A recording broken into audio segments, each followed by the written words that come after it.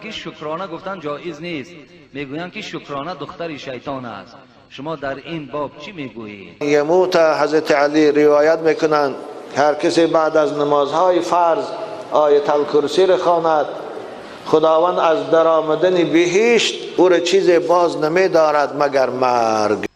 من یک خواب دیدم. خواب این است که من با همراه یک برادر حج رفته آمدم. آیا بعد این خواب مرا حاجی گویند درست است یا نه؟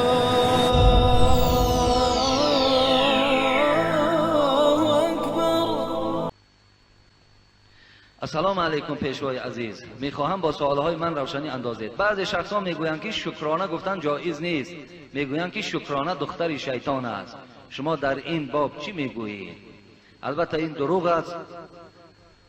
اگر دختر شیطان شکرانه هم که نام داشته باشد، شکر گفتن ما جای گناهش نیست. اگر چندی که من ندیدم که دختر شیطان شکرانه نام داشته باشه. این بعضی نمی کتابای فارسی و بعضی نمی کتابایی که مثال گوییم کدام بیچاره نویسنده است که اساس و دلیل ندارد، اینا بسیارتر در همون کتاب‌ها هستند. برای همین این هیچ اصلی ندارد، اساسی ندارد. حتی خداوند در قرآن و اذ تعذن ربکم لئن شکرتم لازیدنکم ولئن کفرتم ان عذابی لشدید. میتونید سوره ابراهیم آیت 6 نظر کنید. خدا میگوید اگر شما به سوی من شکرانه کنید، من نعمت ها باز زیاد میکنم. اگر کفران نعمت کردید، عذاب من دردناک است. مقصد هر نعمتی را که از من میبینید گوید شکر به سوی تو پروردگار. الله سفارش دارد که شکر گوید. از این خاطر سخن خدا ماندگی، ما مثال آن هر چیزی که قولی که وجود داشته باشد اون را رد میسازیم.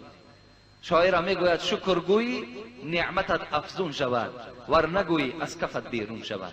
برای همین همیشه با شکر باشید. شکر خدا گویید، شکر تن صحت گویید، شکر به سوی تو پروردگار که ما مسلمان هستیم، شکر به سوی تو ای خدایی که مسجدهای کشاده دارید، شکر به سوی تو ای پروردگار که پند و نصیحت دارید. شکر کنید. این هیچ جای گناهش نیست. دادر عزیز بابا جان بعد از نماز آیت الکرسی میخوانند، این را به ما فهمانید آیا درست است یا نه؟ آره دادر عزیز، خواندن آیت الکرسی بعد از نماز درست است. این فعل رسول اکرم است. پیغمبر خدا خوشم برای ما تعلیم دادند که من قرأ آیت الکرسی دبر کل صلاة مکتوبة لا یمنعه من دخول الجنة الا ان یموت. حضرت علی روایت میکنند هر کسی بعد از نمازهای فرض آیت الکرسی را خواند، خداوند از درآمدن بهشت او را چیز باز نمی دارد مگر مرگ. ببینه کسی این ورد کند، آیت الکرسی را خواندن شد بعد هر نماز تا آمدن مرگش، با این حدیث رسول اکرم او بهشتی است. این حدیث نسائی هم روایت کرده، ترمذی هم.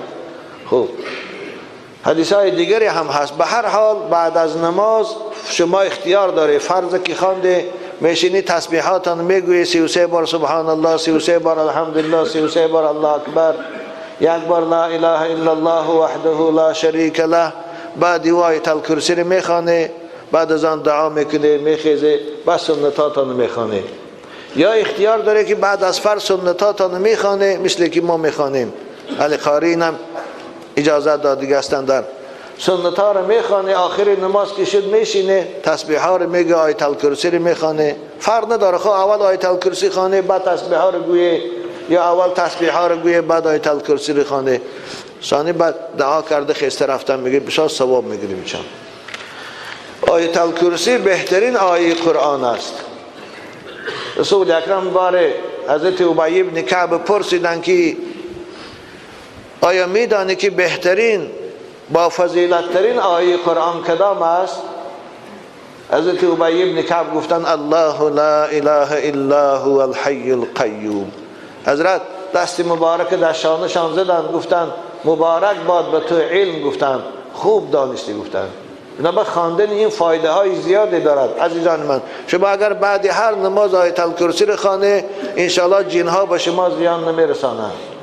اگر خانه تان در آمده وقتی خواب روی آیت الکرسی خوانه هیچگاه جن ها به شما زیان نمیرسانند. این بسیار فایده دارد. در این اگر به یادم باشد سالهای گذشته من 1 ساعت فقط در فضیلت آیت الکرسی و ترجمه و تفسیر او صحبت داشتم. چند نوار فرسار پرسه تفسیر و ترجمه آیت الکرسی رو به شما میتیم، فضیلتاش هم مشوجه. من یک خواب دیدم. خواب این است که من با همراه یک برادر حج رفته آمدم. آیا بعد این خواب مرا حاجی گویند درست است یا نه؟ درست نیست برادر عزیز. حج رفته انشاءالله در خوابت ایمانت کامل می شود، در پیشگاه خدا اجر و پاداش گرفتی. این خواب هم خدا نصیب هر کس نمی گرداند. لیکن تو را حاجی گویند نه. برای حاجی شدن مبلغ صرف میکنی، رفته اون احکام و ارکان ها را در موسم حج اجرا میکنی، آمده با مثل این حاجی هایی که پیش فالبین میروند و عرق میخورند مثل اینها نمیشوی. این حالت در نام تو حاجی است. خب من هر یک خوابی که دمی سحر میبینم او را در بیداری میبینم. این چه بنده باشد، بنده نیکوکار است. این البته در همه انسان هم رخ نمیدهد. ولی بسیار انسان‌هایی هستند که شب خواب میبینی، روز همون خواب تا میبینی. این نشانه پاکیزگی و